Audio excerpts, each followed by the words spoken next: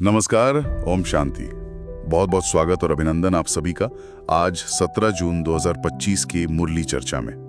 तो आज प्यारे शिव बाबा ने हर आवश्यक परहेज रखने की प्रेरणा दी है। जी। बाबा ने दिल से समझाया है कि कैसे हम आत्माएं जो कभी कांटों समान बन गई थी वो फिर से दिव्य फूल बन सकती हैं। हाँ। और इस परिवर्तन में पवित्रता, विशेषकर पवित्र हाथों से बने शुद्ध भोजन का कितना बड़ा महत्व है। जी बिल्कुल। शिव बाबा जैसे एक कुशल बागवान है ना। हाँ। जो इस दुनिया रूपी कांटों के जंगल को मतलब स्नेह और ज्ञान से सींचकर फूलों का बगीचा सतयुग वो बना रहे हैं। सतयुग, हाँ। और ये समझना कि हम आत्माएं इस परिवर्तन की यात्रा में कैसे आगे बढ़ रही हैं, इसके लिए सचमुच क्या कहते हैं, गहरी आत्मिक समझ चाहिए। सही बात है। बाबा हमें अभी से ऐसी जीवन शैली और योग का अभ्यास कराते हैं जिससे हम भविष्य के मतलब पूरे 21 जन्मों तक तन और मन दोनों से संपूर्ण स्वस्थ और सुखी रहें। ये उनके प्यार का प्रत्यक्ष प्रमाण है। हाँ, और ये जानना बहुत जरूरी है, जैसा आपने कहा कि बाबा जिस योग की बात करते हैं वो कोई हठयोग नहीं है जिसमें शरीर को कष्ट दिया जाए। बिल्कुल नहीं, बल्कि ये राजयोग है। जी। इससे आत्मा शक्तिशाली बनती है और शरीर तो वो स्वतः ही निरोगी और तंदुरुस्त रहता है। जी। बाबा ने उदाहरण भी दिया, जैसे दधीची ऋषि ने सेवा के लिए अपनी हड्डियां दी।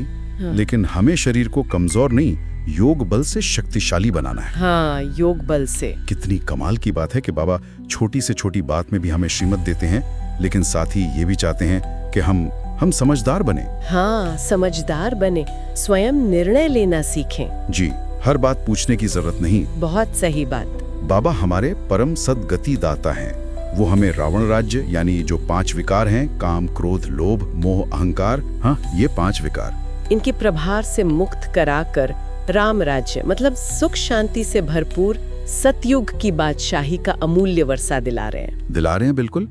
और इसका आधार भी कितना सहज है। बाबा हमें अल्फ और बे का पाठ पढ़ाते हैं। अल्फ और बे। अल्फ यानी स्वयं को आत्मा निश्चय करना और बे यानी एक बाप शिव बाबा को याद करना।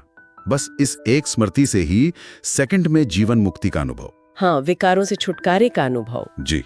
बाबा हमें बार बार याद दिलाते हैं कि ये कोई साधारण पढ़ाई नहीं है। नहीं, हम भविष्य के देवी देवता, विश्व के मालिक, राजकुमार राजकुमारी बनने के लिए पढ़ रहे हैं। ये तो राजयोग है। राजयोग है। बाबा ये भी स्पष्ट करते हैं कि पुरुषार्थानुसार पद तो नंबरवार होंगे, भाई सभी एक समान राजा रानी नहीं बनेंगे। हाँ, वो तो है। लेकिन स्वर्ग का मालिक बनने का, सुख प्राप्त करने का अधिकार वो हर बच्चे का है। बस जरूरत है लगन से पुरुषार्थ करने की। और उस पुरुषार्थ का एक महत्वपूर्ण हिस्सा है दैवी गुणों को अपने जीवन में धारण करना। जी। और अपनी चलन, अपने व्यवहार पर बहुत बहुत ध्यान देना। बाबा हमें अंतर्मुखी होकर स्वयं से बात करने की प्रेरणा देते हैं। हाँ, स्वयं से बातें करना। कि सोचो, जो आत्माएं देवता बनने वाली हैं, उनकी चलन कैसी होनी चाहिए?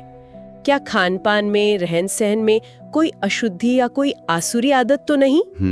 बाबा कहते हैं पवित्रता ही हम ब्राह्मण बच्चों की असली पर्सनालिटी है, हमारा सच्चा श्रृंगार है। सचमुच बाबा भोलानाथ हैं। अरे वाह।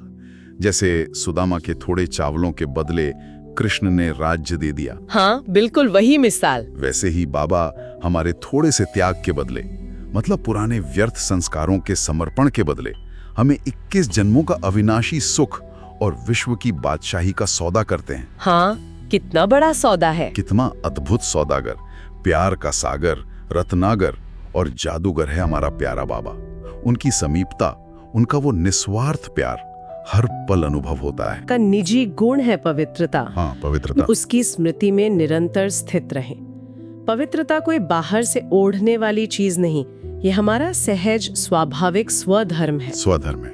इसे अपनाना मुश्किल नहीं, बस याद करना है। याद करना है। अंतर्मुखी होकर स्वयं से बातें करें, अपनी कमियों को पहचानें और अपने चलन को देवतातुल्य बनाने का एक दृढ़ संकल्प करें। और ये सदा याद रहे कि जो कुछ भी पुराना है, दुख देने वाला है, व्यर्थ है, उसे सच्चे दिल से भोलानाथ बाप के हवाले कर दें। हाँ, सब दे दो बाबा को, वो सब कुछ संभाल लेंगे। हाँ। और बदले में हमें 21 जन्मों के लिए श्रेष्ठ भाग्य देंगे। राइट। इस ईश्वरीय पढ़ाई में, इस पुरुषार्थ में कोई बहाना नहीं होना चाहिए। कोई बहाना नहीं। बाबा के असीम प्यार का सच्चा रिटर्न वो यही लगन और पुरुषार्थ है। आज वरदान में भी बाबा ने इसी पवित्रता पर जोर दिया।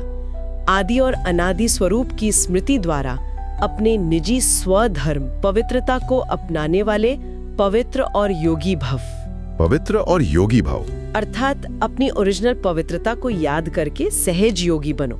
और स्लोगन भी इसी से जुड़ा है, सहज योगी कहकर अलबेलापन नहीं लाओ, शक्ति रूप बनो। हाँ, ये बहुत जरूरी है। यानी सहज है लेकिन इसमें आलस्य या लापरवाही ना आ जाए, शक्तिशाली स्थिति में रहना है। बिल्कुल। तो चलिए बाबा की इन मधुर शिक्षाओं को, इस गहरे प्यार को अपने दिल में समाकर अपने जीवन को दिव्यता से भरते हैं। जी। बाबा के स्नेह और मार्गदर्शन में कदम बढ़ाते हुए शक्ति रूप बनकर अपने लक्ष्य की ओर आगे बढ़ते रहें। ओम शांति। ओम शांति।